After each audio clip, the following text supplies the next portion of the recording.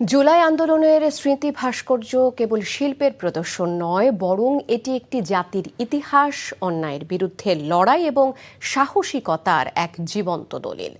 সাপ্তাহিক ছুটির দিনে পরিবার পরিজন নিয়ে ঘুরতে এসে জাদুঘরের নানা নিদর্শন দেখে আবেগ আপ্লুত দর্শনার্থীরা। বিস্তারিত HM মেহেদী হাসানের রিপোর্টে।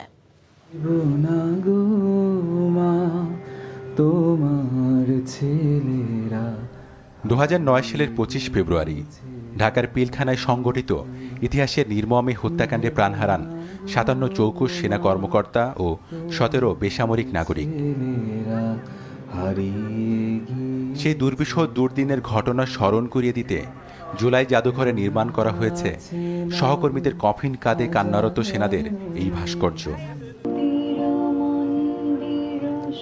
24-এর 35 জুলাই শহীদ ইসমাইল হোসেন রাব্বির দুই বোনের ভাইয়ের কফিন হাতে মিছিল উদ্বেলিত করে পুরো বাংলাদেশ।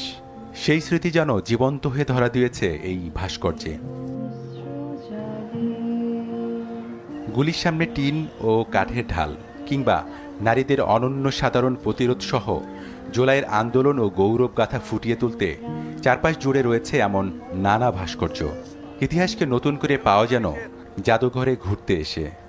ভাস্কর্যগুলো আসলেই আমাদেরকে জুলাইয়ের ঘটনাগুলোর কথা মনে করা দেয়। আরো একটু টেক কেয়ার করা উচিত, যাতে করে এই জিনিসটা আরো মানুষ সুন্দর যাতে দেখায়। জুলাইয়ের যে স্পিরিটটা, এটা মনে হচ্ছে যে আমাদের ভেতরে এই ভাস্কর্য বলেন বা ভেতরে যে সিনারিওগুলো আমরা দেখে আসলাম, এতে করে মনে হচ্ছে যে না, জুলাই এখনো বেঁচে আছে। ফেসবুকের মাধ্যমে জানতে পেরেছিলাম, দেখেছিলাম যে এখানে একটা ফেলানি ভাস্কর্য আছে, কিন্তু এখন এসে দেখলাম যে সেটি নেই। আমরা আসলে এটা খুবই মর্মাহত হয়েছি, কেন ফেলানি ভাস্কর্য থাকবে না। যারা একটু জিনিসটা নিয়ে একটু পড়াশোনা করবে, দেখলে বুঝতে পারবে কি বিষয়ের উপর ভাস্কর্যগুলি তৈরি করা হয়েছে, কারণ ভাস্কর্যগুলোর তো প্রতিটারই একটা ব্যাকগ্রাউন্ড আছে।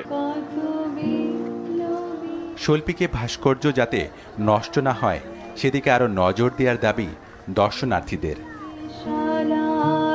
HM মেহেদী হাসান, NTV নিউজ, ঢাকা।